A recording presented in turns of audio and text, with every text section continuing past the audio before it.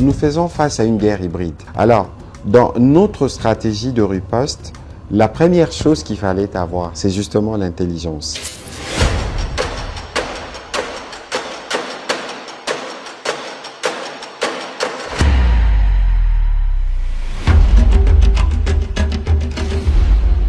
Donc, bien au-delà du travail classique qui est par exemple la continuité de la modernisation de médias publics, notamment la télévision nationale ou l'agence congolaise de presse, au-delà du travail que nous faisons quotidiennement pour les médias, parce que vous avez vu par exemple que nous avons finalement réussi à appuyer l'UNPC pour son congrès.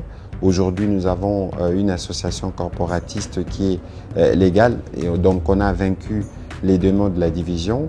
Bien au-delà de tout ça, mais il faut être sûr que les Congolais ont compris la guerre. Et je pense que là, avec la première ministre Judith Suminwa, nous avions lancé le 6 mars dernier la campagne Congolais Téléma qui permet aujourd'hui aux Congolais, partout où ils se trouvent, à Kinshasa, à Lubumbashi, à Kisangani, à Paris, à Bruxelles, à Stockholm, de se mobiliser, de montrer que nous tous unis, nous sommes derrière le président pour mettre fin à toutes ces aventures rwandaises sur notre sol.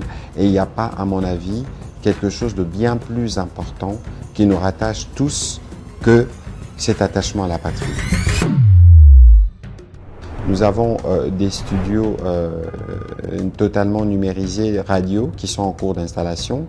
Je ne voudrais pas parler de la télévision parce que sur la télévision nationale, ce qui est vu n'est que les minimums de ce que nous planifions. Parce qu'il ne suffit pas aujourd'hui de quitter le mode échographique comme on le disait à l'époque pour passer au 4K. Non, il ne suffit pas. Mais il y a un gros ensemble. D'abord, il faut regarder les questions liées au personnel, ce qui est un sujet important pour nous. Mais il faut regarder les questions des provinces parce que on n'a pas que la RTNC, c'est pas que Kinshasa. La RTNC, c'est dans les 26 provinces, dont 11 qui n'avaient pas encore de station provinciale parce que pas démembrées au moment du découpage intervenu en 2015.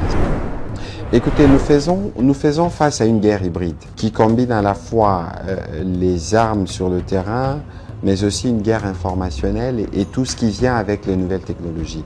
Alors, dans notre stratégie de riposte, la première chose qu'il fallait avoir, c'est justement l'intelligence. L'intelligence qui nous a permis aujourd'hui, autour du président de la République, de comprendre les différents tentacules et les modus operandi de nos ennemis rwandais.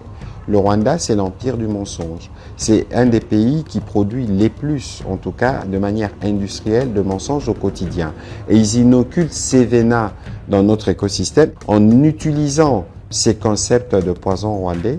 Nous avons mis un dispositif qui aujourd'hui nous permet, avec moins d'énergie, de déconstruire tous ces narratifs mensongers.